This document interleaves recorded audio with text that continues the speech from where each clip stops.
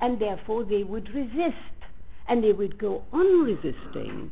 Vladimir Jabotinsky, an early Zionist hardliner, the father of, I suppose, what would be the Likud now, was a man who accurately said this. He said this quite clearly. He said, if you imagine that you can really do this and everybody will be happy and will leave you alone, you're crazy. Now, his solution was that you have to remain strong, you have to smite your enemies, and you have to build, as he said, an iron wall. He meant, of course, a wall of weaponry. Of course, today we're seeing a real wall, but I mean, he meant a wall of arms. He was dead right, wasn't he? That is the history of Israel. That is the history of this state. It has not been able to survive except by force of arms, except by coercion and force of arms. Because it was an impossible project.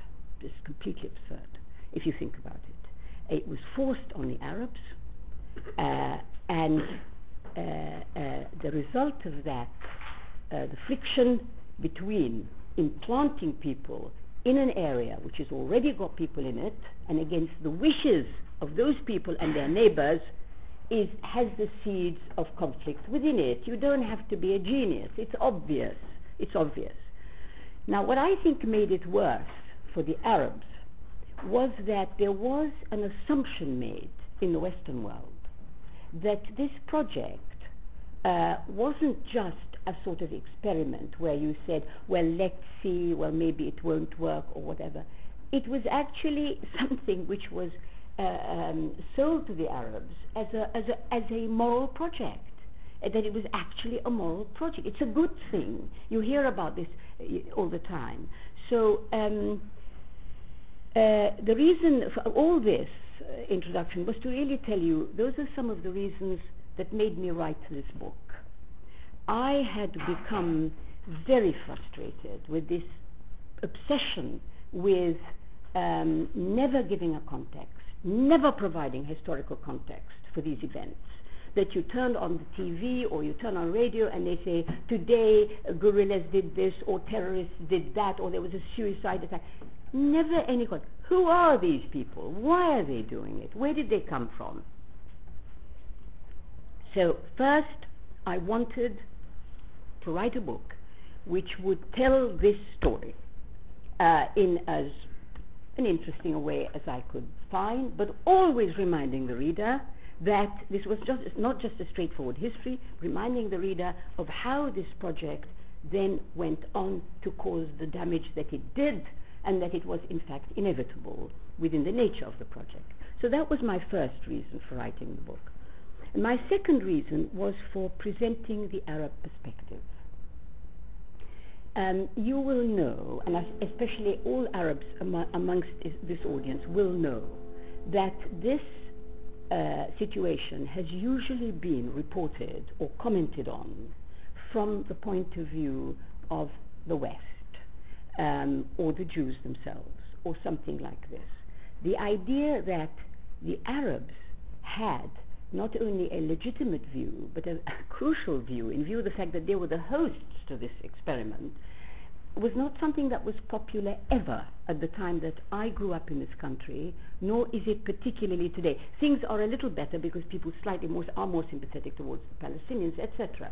But for most of the time that I've been in this country, which is most of my life, it was always presented from a Western perspective. That the Jews, Germany, etc., Holocaust, etc., etc. And I cannot think of anything more unfair, because if you think about it, to have foisted a project like this, which, and what I want to do here is, if I may share just a few small sections from this book, to give you the idea of what I mean about what was done, about how this affected the Arabs and why it wasn't fair. And what I've actually said here is, where did Arabs, I've been talking about the Jewish state and how it was set up and how there was a lot of support for it, etc., etc. And then I've gone on to say, where did Arabs, and specifically Palestinians, fit into all this? None of the factors, Jewish or non-Jewish, listed above had anything to do with them. It was as if Israel and those who set it up and continued to sustain it were a cast of actors in a play written and produced by someone else, but staged in an Arab theater. The theater was merely the physical venue for someone else's production. Jews and the West were engaged in a dramatic dialectic all of their own. The age-old Jewish question Europe never solved, its periodic bouts of savagery against the Jewish communities that lived within it, its dichotomous Judeo-Christian religious identity, and finally the appalling Nazi Holocaust belonged firmly to Europe. And the Jews' persecution, the calamities inflicted on them, their dilemma of identity, and their determination to find compensation or exact revenge for all they had undergone also belonged to Europe. When all these variables came together in the Zionist ambition to create a Jewish state, how eagerly the West seized that chance to absolve itself of guilt and simultaneously offload an unloved people, no matter how deserving, onto another helpless to resist and in a land mercifully far away. And then I've gone on. Imposing the Zionist project on others in this way was a cruel and despicable act, the more so for Arabs, since it was they who had been chosen for the sacrifice. To claim, as Zionists and their supporters did, that it was justified in a good cause to rescue the Jews from persecution did not alter its basic immorality. And the cynicism of implementing this moral act at the expense of a people that could not resist.